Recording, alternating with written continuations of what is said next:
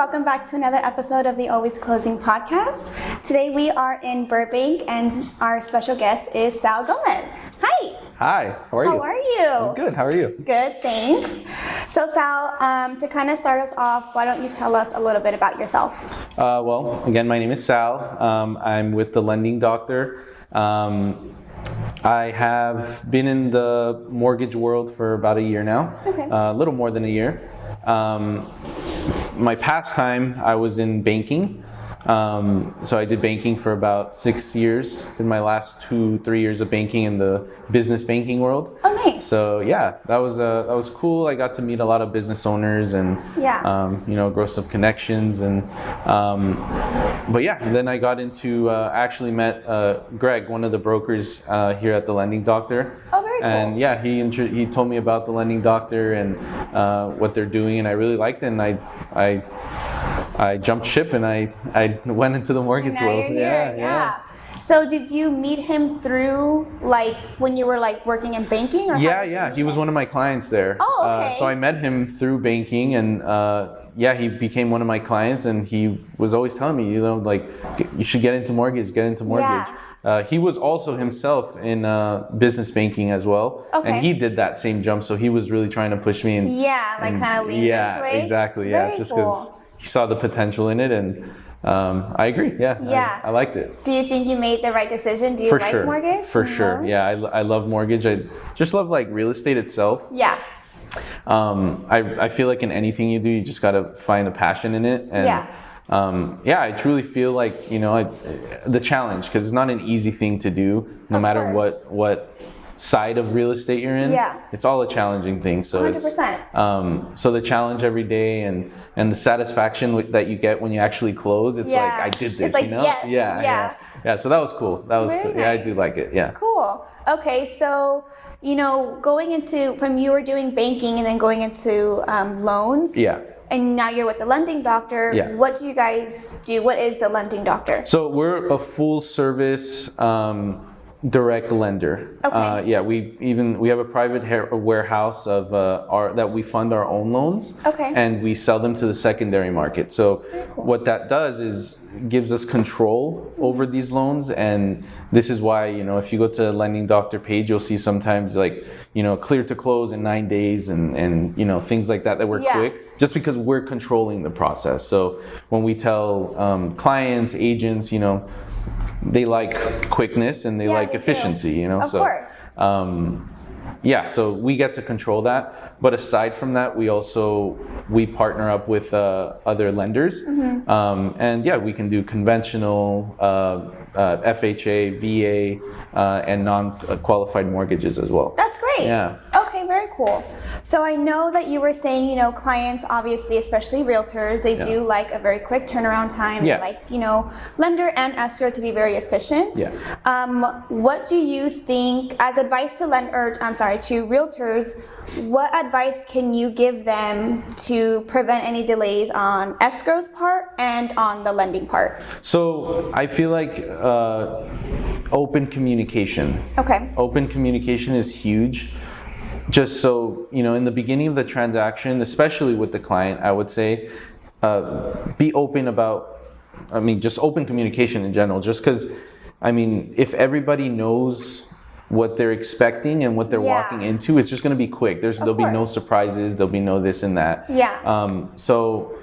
With everybody, everyone's a vital part in the real estate transaction. Mm-hmm. Clients don't realize that the lender and the agent aren't just the only people working on the loan or on the transaction. There's I would say more than 10, 15 people working on one loan. One loan, yes. So if we're all a team, we're here to, get to the finish line and get our client to close, and whether it's a purchase, refinance, whatever they're doing. Mm-hmm. But just open communication. Let's all communicate, and I think it'll get us there and keep us from any delays. Yeah. Yeah. So as the buyer's perspective, what can buyers do to kind of prevent also delays, that can also, because I know a lot of people say like when they're in the escrow process and like, in the process of buying a home, like don't buy anything, don't buy a new car, don't make any like big, transactions. Yeah. Is that like the major thing that you would advise buyers to do, or what is like something you're like, do not do? So it really depends on your situation, because it's all case by case. I mean, each client, maybe in one program that doesn't matter. Yeah. Maybe in another it does. Maybe it is vital. So what I usually do is when I do get a client in front of me, whatever they did yesterday, the day before, I can't control. It's already done. Right. So what we do is we sit down and I really just pick at the transaction and I look, okay, what can possibly hurt us and what is going to help us. Yeah. So I mean, that's, if you're a good loan officer, a good agent, I think that's something you should do is look at the whole transaction and look at what future obstacles are. Yeah. That way, you can sit down your client and you can say, hey, this is all the good things I found, but these are also the bad things I found. Of course. And this can also potentially hurt us, but if we do this, you have to maneuver around. Yeah. I would say the major thing, again, it really just depends, but the major thing, one of the things that you hear is, buying a car, making big cash deposits, right. It could hurt us. But trust your advisor. That's what I would say. Just trust your advisor, whether it's the agent or your loan officer, and if they tell you this is going to hurt us, then believe them. Right. It's going to hurt you. Okay. So, you as a lender, you deal with realtors, you deal with escrow, you deal with title, you deal with the client itself, the buyer. Yeah. What situations have occurred to you that the client is really difficult? Like, how do you kind of approach or deal with a difficult client? So, I mean, it's difficult clients, they'll always come. Okay. I mean, they'll always be there. But how I deal with them is, it depends on the situation, but if it's something, one thing I found really helpful is bringing in a teammate. Okay. Somebody that they haven't spoken to, maybe they're sick of my voice, maybe they're sick of everybody else's voices that they've heard, that maybe a new voice can help you out. Use your partners. Why not?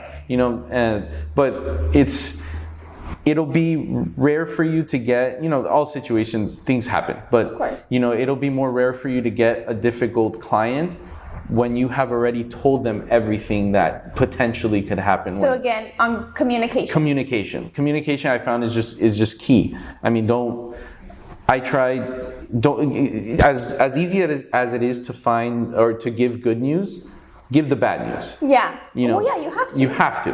Because I feel like buyers kind of, our clients do not know the process. They don't know what escrow and title and, lending do. They don't know. Yeah. So I think it's very important for everyone in the transaction, title, the lender, your realtor, to be very clear, because a lot of our clients ourselves also call like, hey, I don't understand what this is, right. And it could be, it's not even an escrow document. It'll be like a realtor's document, an addendum, or it'll be like a question on loan docs. And, escrow, we always try to help, our clients as much as we can. But if it's a loan document, we don't want to ever give the wrong information to them or, tell them something that's not true, because they will come back to us and be like, well, that's not what you told me. Exactly. And then it kind of shifts their mentality of like, oh, is this person really being truthful to me? Or she really just doesn't know, what she's talking about? Exactly. So I 100% agree with you. I think communication is very well, especially with documents. Yeah. I think the buyers are always supposed to know what is going on, the good and the bad. Exactly. So I do agree with you 100% on that. As far as escrow and, the lender, is there anything specific that you guys look for in an escrow or kind of want from an escrow? So, of course, we look at, there's fees. Yeah. No, I'm saying that's the number one thing. I mean, really, it's accountability, and again, we come back to open communication. Yeah. That's just like I mean, those are the two important things, because I mean, in any transaction that you're in, you don't want to chase your other partner down. You don't want to chase and chase. It's even more work for you. Exactly. Yeah. Exactly. Like me personally, when I tell you I'm going to get something done, I'm going to get it done. If for some rare reason I can't get it done, I'm going to let you know why I can't get it done. And if I can have someone else do it for me, it's going to be done. Yeah. But so it's frustrating when, you know, you're waiting on a partner, because you're all for this client. And if you mess up, you're going to make everybody mess up. Yes. You know, if I mess up, everybody's going to mess up. So it's we all have to, you know, be accountable for ourselves. So in an escrow company, I mean, we recently worked a transaction together. That was, I mean, I called you maybe twice in that transaction, because you, and that was like, just because I'm a very impatient person. So I called you in the morning, and you still answered. So it was cool. But yeah, it's just accountability and open communication, I would say. Cool. Yeah. Okay. So, you know, I know times right now are a little rocky. It's very roller coaster up and down.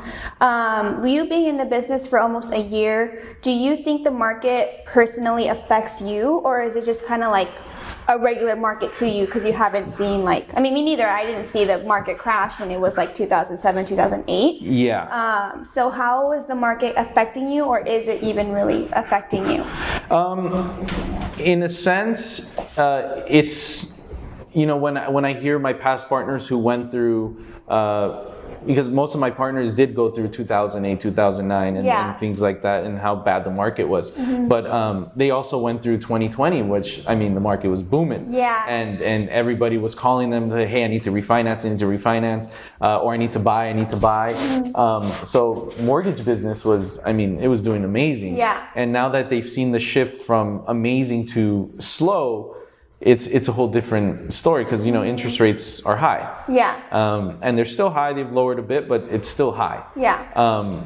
So that really slowed down the business. But I went into the time when, you know, things were good, but things got worse over time, which for me, it's never really stopped me, because, you know, a year in the business, you should still, no matter what, still be putting your face out there, still be putting in the work, because, I mean, until you see me on Forbes as a top lender, then I'm gonna keep doing that. You know what I'm saying? Like, it's it just, you have to keep going. Yeah. And for me now, I mean, I'm just doing it like the market is, whatever it's up or down, whatever it is, I'm still gonna network. I'm still gonna walk open houses and get my face out there. That's all I need to do. So what tools are you kind of doing right now, or what are you doing like currently to gain more business? Are you going? So for sure, yeah, we do open houses. Either I walk open houses by myself, or I tag team with one of my partners at the lending doctor. Okay. We walk open houses together, and you know, so on the weekends. Was that always a thing? Because I never really saw like lenders at an open house, and recently I've been seeing a lot, which I think is a great idea. I think you guys should be at open houses, you know, looking at these buyers potentially wanting to buy a house. Exactly. But has that always been a thing?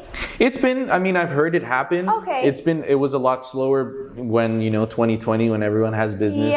And you know, maybe people are just too busy to even consider it. But right now, you know, with time slow, what I mean, once I have I have realtors I work with, and I tell them, hey, you're gonna have an open house, I'll go stand there with you. Yeah. And then, so those are probably the things you've been seeing now with mortgage lenders. But aside from that, even if you don't have a realtor that invites you to their open house to stand there with you, go on the weekend, go on Saturday, Sunday, maybe spend 2 hours, an hour, 2 hours, and walk open houses. And just be like, hey, my name is Sal, I'm from the lending doctor, and bring him a flyer. That's what I've been doing. I just bring him a flyer of something that I feel like will catch their attention. Yeah. And, you know, again, you have to respect realtors' time. It's their open house, and you know, they want to prepare for a client, or maybe they're talking to a client. Yeah. But now with the times being a little slower, you catch realtors, you know, be a little more open to a conversation, which is good for lending conversations. But I just bring a flyer. I tell them, hey, this is what we have going on, and you know, sometimes it sparks a conversation, a much longer conversation, which is the goal. I want them to talk to me. You know, that maybe spark some interest, Yeah. you know? So, yeah, that's what I've been doing. Just Okay. open houses and networking, big time networking. Yeah. So with the continuing on the open houses, I have also some of my friends on like the like a couple other like lenders. Yeah. I've noticed that they're going to open houses too, and they told me I think you should also be going to open houses. But when you go to open houses, are realtors kind of like, oh, what are you doing here? Like you're not a buyer? Kind of thing, or are they always kind of like welcome? Because it's not like it's a networking event where everyone's welcome. Yeah. Do you exactly. kind of get like? So it's tough because you think about that, but realistically, I think I've had like maybe out of I don't know how many I've gone to, but maybe out of the many that I've gone to, have given me kind of an unwelcome vibe. Okay. Yeah, but it's like, come on, what happened? I totally forgot about that time. Yeah. And I was nervous to go in. Yeah. And I did feel the unwelcome vibe. Okay. But they didn't cuss me out. They didn't hit me. Did you still kind of like, hi, I'm Yeah, I Sal? still say, hey, this is Sal. And, they kind of, okay, kind of thing. But it's fine. Hey, this person now knows who I am. Yeah. Whether I do a deal with them or not. Doesn't matter. So it's just getting your face out there, getting people to know you. When you see buyers go into the open house, do you also talk to the buyers, or is it only the realtor? So I do. If I'm part of the open house, I do. Okay. And maybe they overhear that I'm a lender or something. They like on my way out, maybe they ask me a question or something like that. But in respect of the realtor's open house, no, I don't like intrude into their open house. And, yeah, things like that. But unless they say, hey, Sal, come to my open house, stand here as a lender.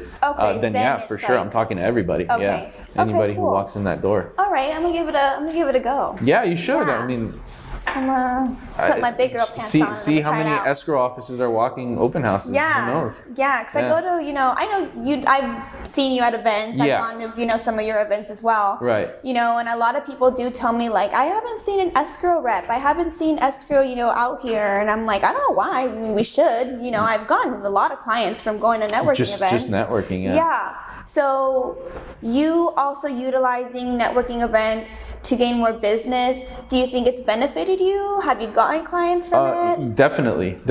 Like, I've met a lot of realtors, and I've even met lenders, which is funny. Lenders who, because I talk to anybody, especially, you mentioned I've been throwing hosting my own events with my partner here. Yeah. And people walk in and they're insurance agents and they're other lenders, people who do commercial lending, like things that from from first view, you're going to say like, oh, they're not going to benefit me. Only realtors can benefit me. No, just talk to everybody. Yeah. So I talk to everybody. I even have a lender that refers me business because he can't do the things that I can do. Yeah. He's limited. I understand. And then, he's like, Sal, I really like this client. Can you see what you can do? And maybe sometimes it closes, maybe sometimes it doesn't. But it's just that, who would have thought, what lender would have thought to look at another lender. And look at that as another opportunity. Okay, cool. Yeah. I actually like that you said that because I actually have some realtor friends, and he told me, I don't know why all these realtors go to networking events, like there's no buyers or sellers there, like you're wasting your time. That's what he told me. And not in a rude way, I was like, you know what, I think you maybe need to change how you're looking at these. Right. Because you don't know, maybe there's another agent there that has a buyer for your listing, or they have a listing and your buyer's looking for what they're, selling.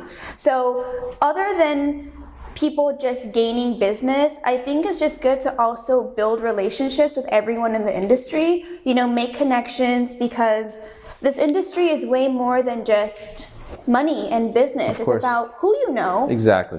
Just like how you said, that lender wasn't able to do something for his client, but let me refer you over to Sal that possibly can do something. Right. So I think everyone, whether it's escrow, title, mortgages, insurance, go to networking events. You know, that's the number one, that's where I get all my clients from. I do email, I do, you know, social media, I do my cold calling, and I've gotten a few, you know, from Instagram and, you know, Facebook. Yeah. But really where I make my connection and an impact is face to face. Exactly. You know, and I think a lot of people kind of underestimate that. But a lot of these, you know, realtors that go to these events, I'm like, please go, because if you go, like, you know, it's, we all connect. yeah, we all connect in one way or another. So I'm glad that you mentioned that, because it's something that I do really want to tell realtors that don't go to these events. Like, don't look at it as a waste of your time. You know, this could genuinely benefit you and or your client. Yes. So I 100% agree with that. And, you know, something that I'm going to have to ask you, because, like, you're a lender, do you think that the interest rates are going to continue going up? Or how do you see that kind of going into the new year? I see into the new year, you know, I've seen a lot of real estate experts and everybody kind of thinks the same way, but I do personally think it's going to get a bit worse than before it gets better. Okay. So I do think it's going to keep going up slightly, but I don't think it's going to go up too much. Okay. But slightly, I think it's gonna keep rising. But potentially for mid next year to end next year, it should be going down. And I think by 2024, we're gonna see a more stabilized, lower interest rate. Okay, so you are thinking that maybe not until kind of towards the end of next year that it's going to kind of settle. Yeah, that's my prediction, just based on the market. But right now, there's so many ways to get past the high interest rates. I mean, there's programs that we do. It's called, like, you know, temporary buy downs, and you know, we can get more informative on that in a different video. But you know, pretty much just the gist of it is the seller pays to lower your interest rate. Yeah, right. I mean, that's what just pretty much the simple basic fact about it. Yeah. It's the seller just pays to temporarily bring down your interest rate, whether it's for 2 years or for 3 years. You know, it just depends. But now this market is completely different, where, you know, prices are still high, interest rates are high, but the buyer has more ability to negotiate. Yeah. So now the buyer can say, hey, I need you to fix this, or I need you to pay for my interest rate. You know? Look at 2020. I mean, the buyer was like, hey, I'll pay you $200,000 over asking, and I'll pay your Costco membership for the next 3 years or something. I don't know, like something silly. Like, it's just, the buyer didn't have too much say in the transaction. It was just like money talks. This is what it is. Yeah, that's it. So now that the buyer has more ability, don't worry about the interest rate. There's a saying in mortgage: marry the house, date the rate. That's it. The market goes up and down. Once the rates come down, you refinance. Yeah. But as long as you look at this payment and you realistically think you can afford that payment, then you're ready to buy a home. Yeah. Don't look at the rate. Rates are going to go up and down. And even everybody who has bought in, you know, these past few months, they're in another year, 2024, maybe end of 2023, they're a refinance right there. You know, because everybody who closed maybe are in the minimum fives, I would say. Yeah. Minimum. So we refinance. Okay. Yeah. Do you think, because I've heard a lot of, like, different, you know, talk. I've heard, like, it's a seller's market. I heard it's a buyer's market. I heard it's a realtor's market. Yeah. What kind of market do you think it is? We're in a weird time. Okay. It's a weird time right now. Okay. It's like I said, like it's weird in a sense that a seller still has a good price on the home, and I still feel, you know, it's inflated, and interest rates are still high. But the seller now, the buyer now has more room to negotiate. Okay. So everybody right now is, there is people out there who have told me, "So I don't want to buy with these interest rates, even if I talk about the buy down things like that." Like, "So I don't want to buy right now. The rates are too high." Yeah, I actually so I was at a little mixer. It's a weekly mixer every Wednesday, and I don't remember who said this, but he told me that it was or not me, but like he was telling the crowd. Right. He was like, I don't know if he said there's a rumor or there's like actual like actions in place already that the buyers will now have to pay for their own agent.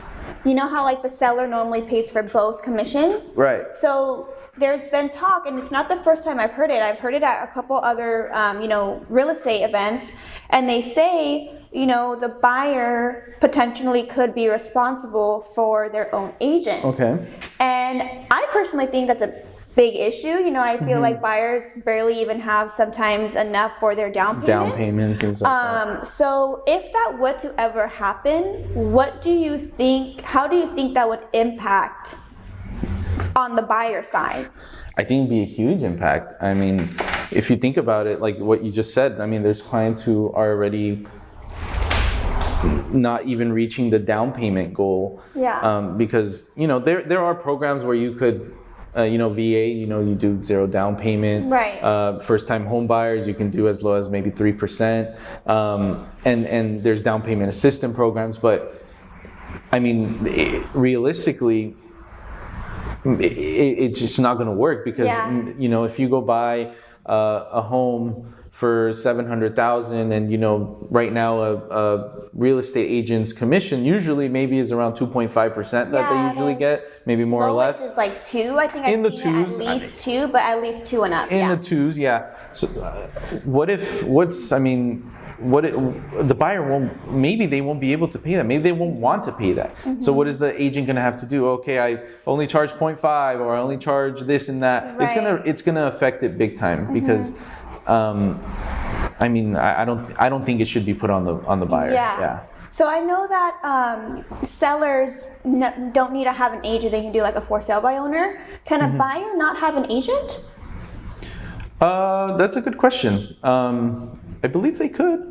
Okay. I believe they could. Just like go and just I don't see why not. Yeah. House? I mean, maybe they have their own license or they don't. But I believe they could. Okay. Yeah. Interesting. It's just easier to go with professionals who know what they're doing, especially as a buyer. So you don't know. I mean, I've seen a lot of buyers go into a property and they have no agent and they have nothing, but that's when the seller's agent gets both the seller and the buyer. Right. So I personally think you could, but I mean, you have to know all the paperwork and you would really there's have a whole to, bunch. You know how much there is.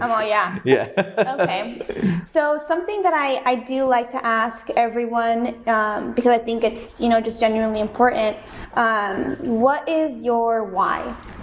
What is something that gets you up every day? Why are you so passionate every single day on doing what you do?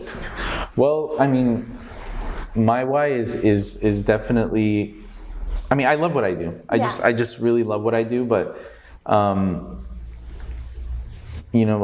work for myself. I work for my family. Yeah. Everything, my motivation really is my passion and my loved ones. Okay. So that's why I wake up every morning super motivated and really my clients. I mean, I have such cool clients. Yeah.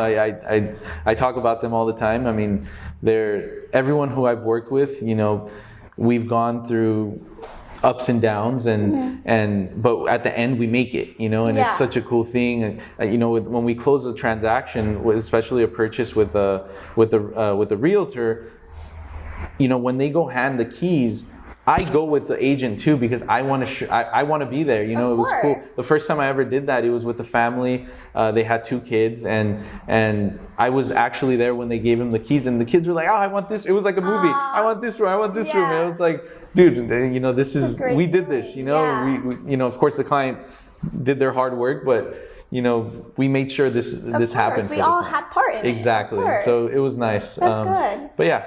Passion, family, and clients. Okay, great. Yeah.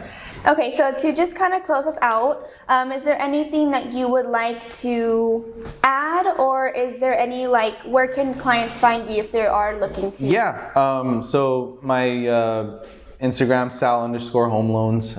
My phone number is 818-331-6753. Call it anytime. Yeah, we cover all of Southern California. Office is in Burbank.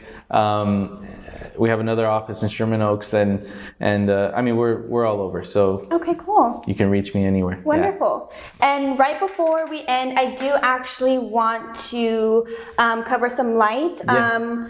The lending doctor, Sal, and his partner, Hovik, they do a monthly mixer. It's called Drink and Link, which is super freaking cool. Yeah. Like, super cool. I know your next one is coming up. Yeah. Do you have, like, any information on it? Yes. So we actually do it in a brewery out in Glendale. It's called Paperback Brewery. Even without the event, you guys should go check it out. It's a pretty cool place. Yeah, we do it. We try to do it once a month. And we're gonna have it in December. We haven't locked down a specific date yet, so just keep an eye out for more details. But yeah, we're gonna do it, somewhat mid-December, maybe Cool. like kick off for the new year coming Yeah. up. But yeah, let's end it right and let's Fun. go have some fun and just connect. Yeah. Cool. Okay. I will say their first Drink and Link, I was there. The bar itself is really, really cool. The patio area is really cool as well. I did meet some people that I'm still connected with. So keep an eye out for the next Drink and Link mixer. If they do happen to have the date, I will also obviously post it because I'm always posting the events I go to. So I'll definitely post it. But yes, thank you so much for watching another episode, and I'll see you guys soon. Thanks, guys.